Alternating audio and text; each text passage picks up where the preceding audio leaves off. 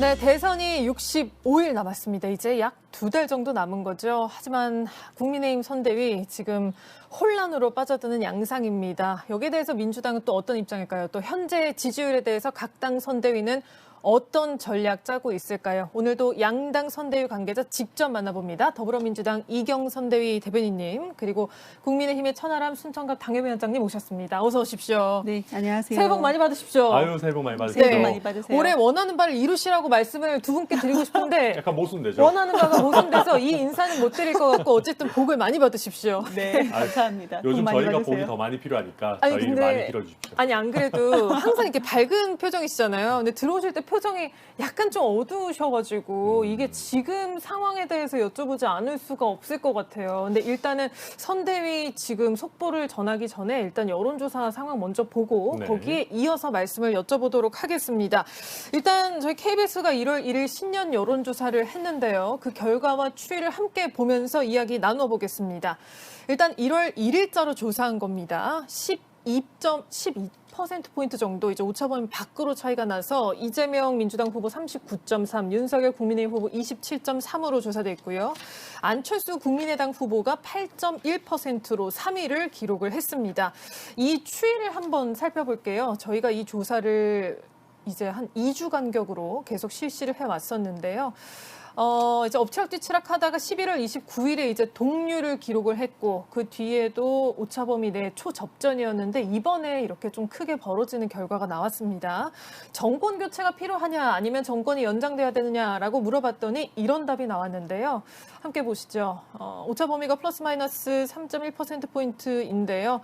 오차범위 바뀝니다. 정권 교체 49.6, 정권 연장 41.7 이렇게 나왔습니다. 윤석열 후보 하락세, 이재명 후보가 오차범위 밖으로 앞서는 결과입니다. 두 분께 이렇게 질문 드려볼게요. 이 결과를 한 문장으로 일단 요약을 하고 시작을 하겠습니다. 저희 D라이브의 특징, 한 줄 요약, 우리 대변인님부터 해주시죠. 민심 앞에 오만해서는 절대 안 된다라고 말씀드리겠습니다. 네, 좀 뭐 국민의힘이 오만했다고 보시는 거예요? 뭐 국민의힘 전체가 오만했다고 제가 어떻게 그렇게 판단을 하겠습니까? 그것은 아니고요. 최소한 저는 오만하진 않는데. 네, 네. 인정합니다. 인정합니다. 네. 윤석열 후보의 마음 속까지는 모르겠습니다. 그렇지만 지지율이 그 12월 넷째 주하고 그다음에 12월 다섯째 마지막 주에 완전히 뒤집혔는데 그 마지막 주에 윤석열 후보의 발언이라든지 윤석열 후보의 어떤 행보, 특히 이제 발언이 좀 심했겠죠. 그 국민들께서 토론회를 상당히 그러니까 대선 후보의 특히 이제 정책 토론을 많이 갈망하고 계셨습니다. 그런데 상대 후보와의 토론에 여러 가지 이유를 대면서 조건도 걸었고 또 가짠타라는 표현도 있었고 그리고 문재인 정부 삼류 바보다 이렇게 좀 막무가내식 발언을 상당히 많이 했었죠. 그 댓글에는 그럼 당신은 문재인 정부 사람이 아니었냐 이런 반박이 또 있었고 검찰총장이었으니까. 네, 그리고 통신자료조에 대해서도 이제 미친 짓이 아니냐. 그런데 공수처의 통신자료조회와 그 윤석열 후보가 이제 검찰총장일 때 1년 6개월 동안 4,444배를 더했다는 거 아니겠습니까? 그러니까 그렇게 주장을 막 했는데 이것은 여당만 듣는 것이 아닙니다. 후보의 그런 발언은 국민들께서 함께 들으시는데 그 부분에 대해서 상당히 좀 불쾌감을 가질 수 있는 발언. 어떻게 보면 후보가 오만해 보이고 근데 또 그 전에는 사과에 대해서도 진정성이 없어 보인다라는 또 그런 배경이 있었습니다. 그게 좀 누적됐다고 보시는 거군요. 네. 그러니까 그런 오만한 표현이 그렇게 보였던 부분에 대해서 아마 민심이 좀 많이 흔들렸던 것은 아닌가 이렇게 그리고 마지막으로 하나만 간단하게 말씀드리면 한 사람 그러니까 20대, 30대 표심을 너무 만만하게 보는 것도 있다. 이거 좀 이따 다시 얘기를 드리겠지만 네. 한 사람을 영입한다고 해서 20대 표심 전체 다 여성 표심, 남성 표심이 좀 움직일 거라는 그런 20, 30대를 좀 만만하게 본 부분에 대해서도 지금 크게 상처를 받고 있다라고 보여집니다. 신지혜 부위원장 영입과 오늘의 사태를 말씀하시는 것 같은데 이어서 이야기 해보겠습니다. 아이고 네. 위원장님 뭐 하시고 싶으신 말씀도 있는데 네. 한 줄로 정리해 주시고 말씀을 좀 이어가 볼까요? 네, 저도 한 단어로 요약하자면 네. 회초리라고 생각합니다. 회초리다. 왜냐하면 정권 예. 교체 여론이 저렇게 그래도 아직까지 높고 또 심지어 어떤 여론조사들을 보면 국민의힘 당 지지율보다 후보 지지율이 낮은 경우도 그런 있습니다. 조사도 있어요. 네. 네, 그렇다 보니까 저희도 이거는 굉장히 이제 특히 정권 교체를 열망하는 국민들께서도 저에게 회초리를 치시고 계시는 상황이다라고 저희 보고 있고요. 이경 대변인 너무 많은 말씀을 해주셨는데 네. 일단 저희도 뭐 그 상대 후보에 대해서 너무 강한 언어를 쓰는 것이 그렇게 좋지 않았다라는 평가를 저희도 하고 있습니다. 아무리 당원들 앞에서 하는 메시지라 하더라도 결국 그게 전국으로 생중계가 다 되는 보도가 거니까 되니까요. 다 예. 보도가 되는 거니까 그런 것이고요. 다만 뭐 삼류 바보 이런 것이 뭐 당신도 포함되는 거 아니냐 이런 것보다도 아마 예를 들면 문재인 정부나 이재명 후보께서도 뭐 동의하시는 부분이지만 부동산 정책을 했던 뭐 김현미 전 장관이나 이런 분들이 좀 문제가 있었다라는 부분은 또 양쪽이 동의할 수 있는 부분도 있을 겁니다. 다만 이런 레토릭이 좀 아쉬운 것이 예. 오히려 저희가 토론에서 받아칠 수 있었거든요. 예컨대 윤석열 후보 뭐 문제 아닙니까? 뭐 기본적 자질이 없습니다라고 하면 저희가 오히려 아니 그럼 문재인 대통령님이 사람 보는 눈이 없단 말입니까 하고 되치기를 할 수도 있는 실제로 그런 입장을 많이 밝혀 오셨었고요. 그렇죠. 예. 그런 좋은 주제인데 이게 오히려 이제 약간 공수가 바뀌는 것 같은 느낌이라서 그렇군요. 좀 아쉬운 점이 있고 아까 공수처 검찰의 뭐 조회 이런 거 말씀하셨는데 검찰은 280만 건 했다라고 하지만 사건이 그때 그 기간 동안 처리한 게 330만 건입니다. 그래서 그러니까 한 사건에 한 번도 안 되는 걸 가지고 얘기하기는 그렇고요. 이게 뭐 오늘 주제는 아니지만 예. 만약에 입장 바꿔서 윤석열 후보가 검찰 시절에 특수부 동원해서 더불어민주당 의원들 한 120분 정도 통신조회 했다 그러면 민주당도 그걸 그렇게 곱게 보진 않았을 거라고 생각하고 뭐 여러 가지 사과의 진전성이나 뭐 2030 표심에 대해서는 저도 또 이어서 말씀드리겠습니다. 예, 지금 한두 가지 속보 중 국민의힘 상황 먼저 알아보고 이어가 보겠습니다. 김기현 원내대표, 김도읍 정책위원장 사퇴했어요. 이거는 예정에 좀 없었던 일이었던 것 같은데요. 선대위 안에서도 공유가 좀 안 됐던 내용인가요? 선대위에서 이제 어제 오늘 급박하게 예. 좀 전면적인 쇄신이 필요하다라는 내용들이 계속 나왔죠. 이제 김종인 위원장도 오늘 오전에 쇄신이 필요하다고 해서 본부장들 전부 사퇴해라라고 예. 하는 부분이 있었고 그러다 보니까 지금 당 지도부라고 할 수 있는 그중에서도 원내 지도부라고 할 수 있는 김기현 원내대표가 본인도 직을 내려놓겠다, 좀 선당 후사하는 모습을 보이겠다라고 해서 두 분이 이제 정책위의장과 함께 지금 의원총회에서 사퇴 의사를 밝힌 그런 상황입니다. 것들 나도 이제 쇄신에 앞장서겠다 이렇게 얘기를 한 건데 그러면 이준석 대표는 어떻게 되는 거예요? 보통 당의 투톱이 당대표 원내대표인데 네. 이준석 대표도 예를 들면 거취를 대표직에서 사퇴한다든지 아니면 반대로 오히려 공간이 생겼으니까 선대위로 돌아올 수도 있는 명분이 될 수도 있는 것 그러니까 같거든요. 그게 이제 오늘 이준석 대표의 판단일 겁니다. 예. 선대위 쇄신 작업을 또 김종인 위원장과 어느 정도 잘 의사소통이 되기 때문에 김종인 위원장과 상의해서 선대위에 돌아오느냐 아니면 당대표직을 사퇴하느냐의 결정을 할 텐데 예. 근데 저는 당대표직 사퇴 가능성은 상대적으로 낮다라고 봐요. 왜냐하면 원내대표와 다르게 당대표는 당원들뿐만 아니라 뭐 국민들도 이렇게 뽑아주시는 예. 당의 대표를 말 그대로 선출하는 전당대회를 통해서 뽑힌 것이고 그리고 만약에 저는 이준석 대표가 지금 사퇴를 하게 되면 그게 저희 2030뿐만 아니라 국민의힘의 변화를 바랬던 중도층 표심에 굉장히 악영향을 미친다고 생각하거든요. 이준석 대표가 여기서 빠지면은 더 위험하다. 그렇죠. 라는 그래서 말씀. 저는 그게 김종인 위원장도 알 거기 때문에 그 부분 굉장히 신중하게 생각하리라고 봅니다. 그렇군요. 한 가지만 더 여쭤보고 이제 두 분 말씀으로 이어가 보겠습니다. 그러면은 이제 선대위 조직은 작아지는 것 같은데요. 김종인 위원장 원톱 체제로 가는 거예요? 그러면? 그렇죠. 김종인 위원장 원톱 체제로 가면서 이제 그 종합 상황실이죠. 임태희 실장을 네. 비롯한 그쪽에서 기존의 비서실과 뭐 공보팀, 일정팀 이런 식으로 나눠져 있던 것들을 좀 하나로 모아가지고 일관성 있게 하겠다. 지금 이런 계획입니다.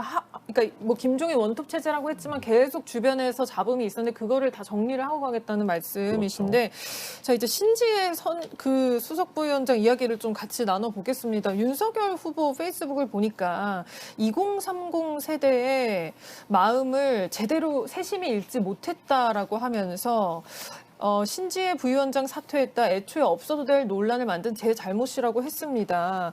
이거는 그러니까 신지혜 부위원장 영입은 실패다. 이렇게 좀 말씀하시는 거예요? 그렇죠. 그런 취지라고 봐야 되는 것이고요. 이게 그 단순히 이제 약간 레디컬 페미니즘을 했냐 안 했냐 이런 문제 이전에 네.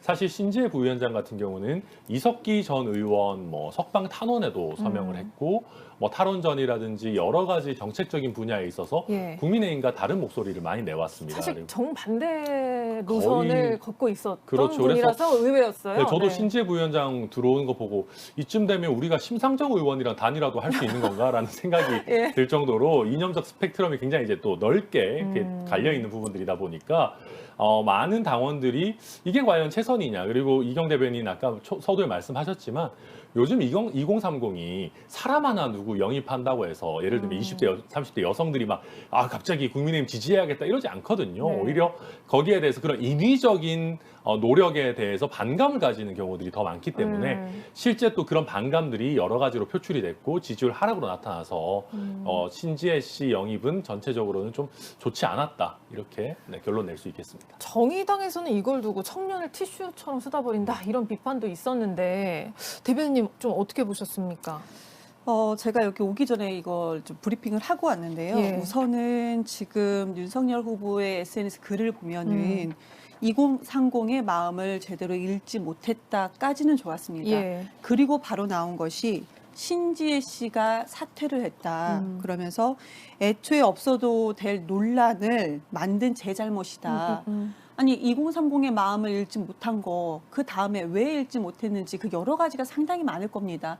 2030이 할 말도 많고 들어줬으면 하는 말도 참 많을 겁니다. 그런데 바로 나온 게 그런데 그래서 나왔던 게 신지혜 씨로 바로 나왔던 부분. 그러니까 그냥 신지혜 씨로 하나로 십자가에 그냥 못 박으려고 하는 듯한 분위기도 분명히 있습니다. 그리고 또 지금 이렇게 지지율이 많이 왜 데드크로스라고 하잖아요. 많이 떨어졌던 부분은 신지혜 씨 영입한 사람 때문에 그런 것은 아닐 겁니다. 물론 10대, 20대 지지를 많이 받다가 떨어진 부분도 일정 부분 영향은 있겠지만 그동안에 윤석열 후보의 정책 도대체 무슨 정책을 내놓을 것이냐 이런 데는 의문점이 분명히 있었던 것이고 그리고 그 전에는 배우자의 학경력 위조 그리고 그것을 사과하는 그 태도 그리고 윤핵관들을 지적하는 이준석 대표의 지적에 대해서 민주주의라고 했던 그런 자세 그런 모습들 이런 부분들 그리고 또 이런 것을 후보가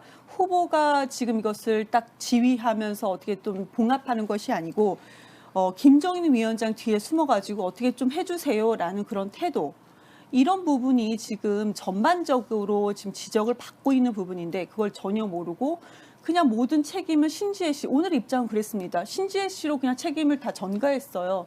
그런 부분에 대해서는 저는 신지혜 씨의 개인적인 선택 또 본인이 뭐 또 이준석 후보의 성상납 얘기까지 했던 것은 그건 조금 잘못됐다고 생각을 해요. 근데 가장 중요한 것은 후보의 태도입니다. 그래서 이 부분에 대해서도 아마 언론에서도 또 이것을 바라보는 국민들께서도 아마 좀 좋게 평가는 안 하실 거다. 근데 저는 그건 이제 이경 대변인께서 워낙 윤석열 후보를 별로 안 좋아하시니까 좀 더 그렇게 보인 게 아닌가 싶고요.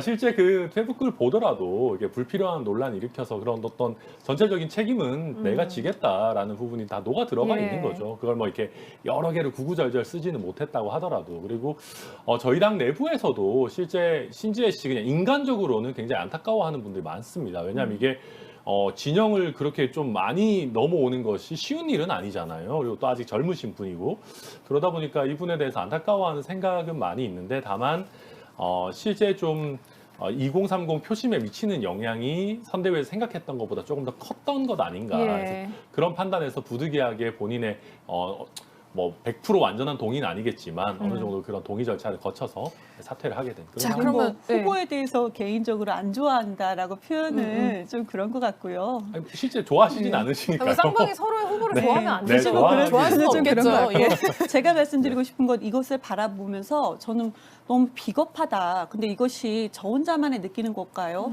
그러지는 않을 것 같아요. 그러니까 윤석열 후보는 지금 지지율이 그렇게 하락한 거에 대해서 여전히 무엇 때문에 하락하는지 파악을 못하고 있는 것 같다라는 것은 네. 그 SNS에 아무리 짧은 글이어도요.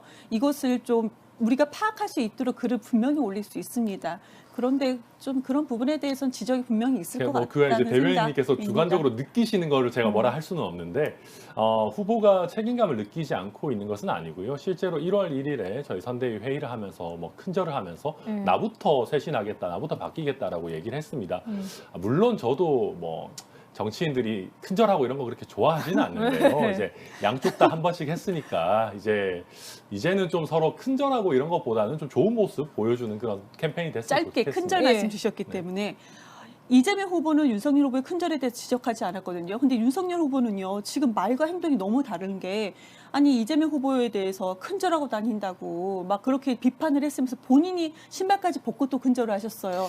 그런 모습에서 참 이분은 무슨 생각일까라는 생각도 듭니다. 신발을 벗는 정성이 있으시죠. 그렇게 한번 보겠습니다. 근데 알겠습니다. 들어보니까 확실히 지난주하고는 분위기가 정말 다른 것 같아요. 그 일주일 사이에 확실히 국민의힘 내부의 위기감이 엄청 팽배해진 것 같고, 자, 짧게 이렇게 여쭤볼게요. 지금 뭐 추가로 관계자들이 더 사퇴할 수도 있는 상황이잖아요. 네, 그렇습니다. 지금 이제 공동 선대위원장 중에서도 네. 좀 사퇴하는 분들이 더 나오지 않겠느냐, 원내대표 외에도. 보시기에 잡음 좀 이제는 줄어들 것 같으세요? 일단은 많이 줄어들 것이고요.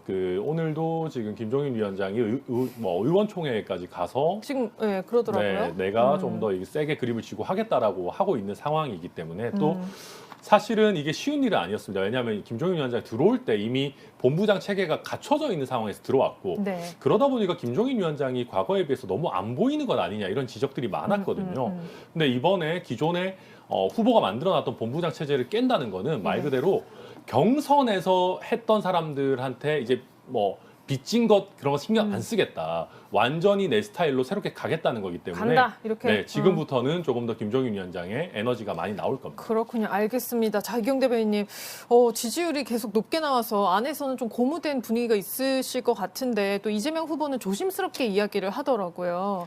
근데 확실히 62일 앞두고 1위 후보의 지지율이라기에는 또 이거는 과거와 비교했을 때는 비교적 높지 않다. 올라갈 여지가 더 있어야 되는데 아직은 뭐 40%대를 안정적으로 못 넘는 게 아니냐 이런 얘기도 있더라고요. 이 부분은 선대위에서 좀 어떻게 보고 계세요? 지지율이 지금 올라간 부분에 대해서 우리 후보도 얘기했지만 그냥 윤석열 후보의 지지율이 좀 하락한 부분에 대해서 우리가 상대적으로 높아 보인 것이다. 예. 이렇게 말씀을 하셨고요. 내부도 마찬가지입니다. 마찬가지예요? 그러니까 윤석열 후보 지지율이 벌써 1주 만에 이렇게 완전히 40%에 육박하다가 20%대로 완전히 떨어지잖아요. 근데 지금 65일 남았습니다. 앞으로 민심은 또 어떻게 요동칠지 모르는 거거든요. 그러니까 우리 후보의 메시지가 앞으로 어떻게 될지 이런 부분에 대해서도 저희가 좋은 메시지, 그러니까 민심에서 필요한 부분에 적재적소에 필요한 부분에 좋은 메시지를 내야 되는 건데 이것이 그냥 선한 메시지가 아닌 거고요. 정말로 실용적인 좋은 메시지를 필요한. 내야 된다. 이렇게 네. 말씀을 드려야 되는 거고 그러기 위해서 저희는 뭐 앞으로 공약 발표도 좀 많이 남아 있고 저희가 공약 부분에서도 아주 큰 방향으로는 뭐 못 냈던 부분도 있고요. 아니면 공약 발표를 했음에도 불구하고 이것이 좀 전해지지 않았던 부분, 예. 이 부분 이런 부분에 대해서 지금 메타버스 2는 아니더라도 우리가 뭐 나를 계획하고 위해 계세요? 이재명이라는 어떤 그런 선언을 가지고 국민 앞에 다시 한번 민생 현장에 다가가는 그런 것을 지금 기획을 하고 있습니다. 그렇군요. 그렇게 하면서 좀 지지율을 국민들께 좀 끌어올리기 위해서 우리가 좀 노력을 해야 되지. 지금 현재 지지율이 뭐 취할 그런 단계는 그런 전혀 상황은 확실히 아닌 것 아니세요? 같습니다. 네네. 저는 혹시 안으로는 굉장히 고무되는데 밖으로는 전혀 그렇지 이럴까 않아요. 했는데 네네. 그렇지 않군요. 이경 오히려 대변인님이 또 그러신 조심스럽게. 거고, 또 와 이러시는 분들도 계세요. 아니 아무래도 고무는 되겠죠. 아니 근데 아, 선대위 내외 분위기에서 절대 정말 그런 분위기는 되게 조심스럽겠죠. 아닙니다. 대선 네네. 이제 2달 남았으니까. 네, 저희가 봤을 때는 뭐 메타버스가 아니고 그냥 뭐 휴가를 가셔도 될 것 같은데. 근데 저는 민주당이 요즘 메시지 관리나 메신저 관리도 잘 되고 있다고 생각하는 게, 네. 저는 개인적으로는 좋아합니다만은 예컨대 중도층에서 조금 안 좋은 이미지가 있는 예를 들면 김남국 의원이라든지 고민정 의원이라든지 이런 분들이 요즘 잘 안 등장하고 실제 열린민주당과의 합당도 사실 굉장히 큰 이슈라면 큰 이슈인데 열린민주당이 과거에 이제 조국 전 장관을 굉장히 강하게 수호했던 전력이 있다 보니까 일부러 이슈화를 많이 안 하는 것 같아요. 이제 그런 식으로 민주당이 요새 약간 부자 몸조심하는 전략으로 좀 가고 있기 때문에 저희로서도 열심히 해야지 따라갈 수 있어요. 알겠습니다. 몸조심이 아니고요. 저희가 정책 얘기를 얼마나 열심히 하는지 후보의 메시지 저희도 요즘 하나하나가 엄청 열심히 해요. 막 하루에 5개씩 얘기하고 안 그래, 그러시더라고요. 그러니까 하루에 5개씩 하시더라고요. 네. 그 넘어가기 전에 한 가지 방금 들어온 소식인데요. 지금 강원도 동부전선 군사분계선 철책 넘어 월북자 관련해서 국방부가 1년여 전에 귀순한 탈북민이라고 추정을 하고 있다고 공식적으로 발표를 했습니다. 자세한 얘기는 저희가 잠시 후에 다시 전해드릴 예정이고요. 지금 김닐링님이 민초들을 어떻게 살피겠다 정책 얘기하는 쪽에 여야 하나도 없네 하셨는데 이제 해보려고 합니다. 아이고. 저희가 사실은 안철수 국민의당 후보의 지지율에 대해서 짧게 의견을 여쭈려고 했는데요. 요거는 크로스토크 없이 짧게만 어떻게 보시는지만 말씀 여쭙고 바로 정책 소개로 넘어가도록 하겠습니다. 어쨌든 오르고 있어요. 그래서 민주당에서도 사인을 보내시고 국민의힘은 어떻게 할지 고민을 계속 하시는 것 같아요. 안철수 후보 나는 단일화 없다. 내가 정권 교체하겠다고 주장하고 있습니다. 지지율 추이 보니까 어떠세요? 단일화 안 되실 것 같아요. 안 후보 같은 경우는 이미 지난 그 재보선 때 그 한번 국민의힘을 한테 쓴맛을 보셨고 그런데 본인이 지금 2위로도 가능성이 있다고 좀 보시는 것 같아요. 국민의당 쪽에서? 네. 아니요. 지금 국민의힘 후보가 3위로 떨어지고 본인 안 후보가 이제 2위까지도 올라갈 가능성을 보시는 것 같고 행여라도 이번에 되지 않는다 하더라도 안 후보는 중도 보수 성향인 거잖아요. 그러니까 그렇죠. 다음 대선도 분명히 자리가 있기 때문에 이번에 안될것 단일화는 같다. 어렵다라고 생각합니다. 물밑 그러니까, 접촉을 하고 계세요? 근데 단일화 관련해서? 현재로서는 아주 뭐 제대로 된 협상은 안 하고 있는 걸로 알고 예. 있고요. 그러니까 윤석열 후보도 지금 상황에서 뭐 단일화를 너무 언급하는 건 예의가 아니다. 왜냐하면 열심히 뛰고 계시는데 그런 입장이고 다만 저희로서는 윤석열 후보의 지지세가 최근에 급격히 빠졌기 때문에 이게 또 다시 돌아올 수 있는 가능성도 있다라고 보고 있고 또 한 가지는 저희는 안철수 후보로 간 것이 어찌 보면 이재명 후보나 다른 쪽으로 아예 빠질 수 있는 그런 지지율을 좀 붙잡아주고 있는 그런 효과도 있다라고 완충지대처럼. 보거든요. 네, 완충지대처럼. 네. 그래서 저희가 어떻게 하느냐에 따라서 특히 또 안철수 후보 지지하시는 분들은 정권 교체에 동의하시는 분들이 많으세요. 결국 저희가 얼마만큼 실력을 발휘하느냐 그런 문제라고 봅니다. 알겠습니다. 안철수 후보 관련해서는 앞으로도 계속 얘기 나눌 기회가 좀 있을 것 같고요. 제가 마지막 순서로 준비한 게 이거 오늘 꼭 하고 싶었어요. 이무책. 이대로 묻히기 아까운 정책. 사실 양당에서 정책 많이 내고 계신데 이게 전달은 참 잘 안 되는 것 같아요. 관심 있으신 분들 제외하고는. 그래서 이번 주부터는 대선 올 때까지 정책 하나씩을 정하셔가지고 아예 여기서 소개를 해주시는 이 정책은 진짜 좋습니다. 여러분 알아보십시오라고 소개를 해주시면 좋을 것 같아서 마련을 해봤는데요. 우리 대변인님. 너무 좋네요. 역시 네. 격조 높은 우리 KBS D라이브. D라이브. 네. 대변인님 어떤 정책 가져오셨습니까? 네. 이대로 묻히기 아까운 정책. 이것만은 꼭 네. 알아주셨으면 하는 정책. 우선은 지난번에 이제 냈던 지금까지 오늘까지 냈던 정책인데 우리가 민주당이 30대 중반, 40대 중반의 여성 표심, 특히 이제 엄마들이죠. 표심이 네, 좀 약해요. 워킹맘들. 근데 네. 저도 이제 엄마이기 때문에 좀 봤던 부분은 저희가 소확행 공약입니다. 이것은 당장 가능한 거예요. 그러니까 국회에서 약간 손만 보면 가능했던 부분.